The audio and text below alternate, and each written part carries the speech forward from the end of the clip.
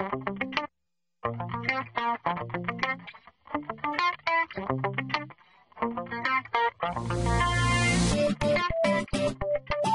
you finish your recording in Audacity, you'll need to stop Audacity and save the file.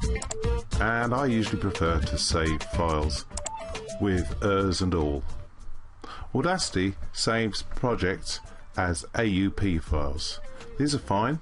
They play perfectly well in Audacity, but only in Audacity. I'm going to call this one rubbish because it is really. Now, we have our sound file and it will need some sort of editing.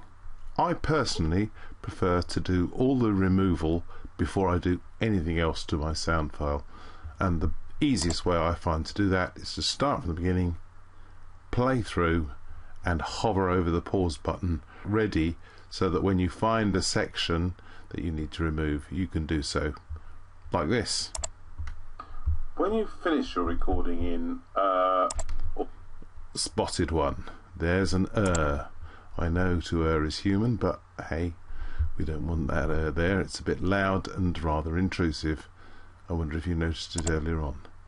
If I wish to delete it, I simply hit the backspace and it is edited out and sounds a heck of a lot better, like this. When you finish your recording in Audacity, when you've worked through the piece, removing all the sections that you like, there are one or two other things that you will need to do. You may find that zooming in and out of the timeline makes life much easier to actually see what it is that you're doing if you've got some very fine detail editing to do. While I do that, you'll notice that the timeline along here also enlarges, and we are now looking at tenths of a second from here to here, so you can see you can get in really close. Another way of getting in close, apart from using the magnifying glasses to zoom in and out, is if there's a particular section of a long piece that you want to work on, you can use this tool here, which will fit the section that you're working on into the window. When you've got a nice tidy file, the next thing you probably want to do is to make sure that the sound is perfect all the way through, just exactly the right volume, as loud as it will go. You will occasionally have problems like this little baby here, which is a spike, but they're going to cause you problems when you come to turn up the whole soundtrack because it's unusually loud.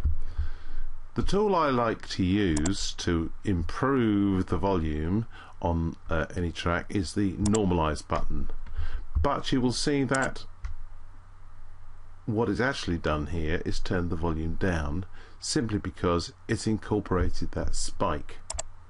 So what's worth doing, and I find this works quite well, is to go through, find any particularly large spikes, turn them down individually using amplify,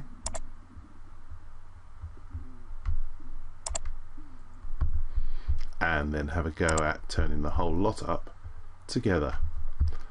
So select and normalize, and now you'll see that it's actually normalized the whole section up a little bit, which is fine. Another thing you may like to do if you're working to a very, very precise time schedule is to speed the thing up a little or possibly slow it down.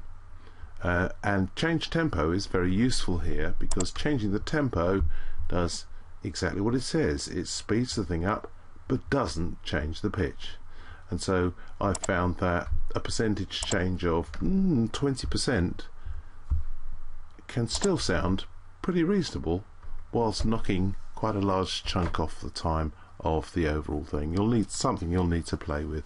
Finally, if your piece has some unpleasant background noises, like the fan from your laptop, which is what we have here, it is possible to remove those using sound removal.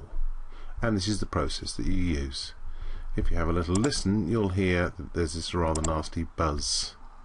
This is a sound sample with an unpleasant background noise. What we need to do is to sample some of that unpleasant background noise so we know what it is that we need to remove. And we go to Effect, noise removal, get noise profile.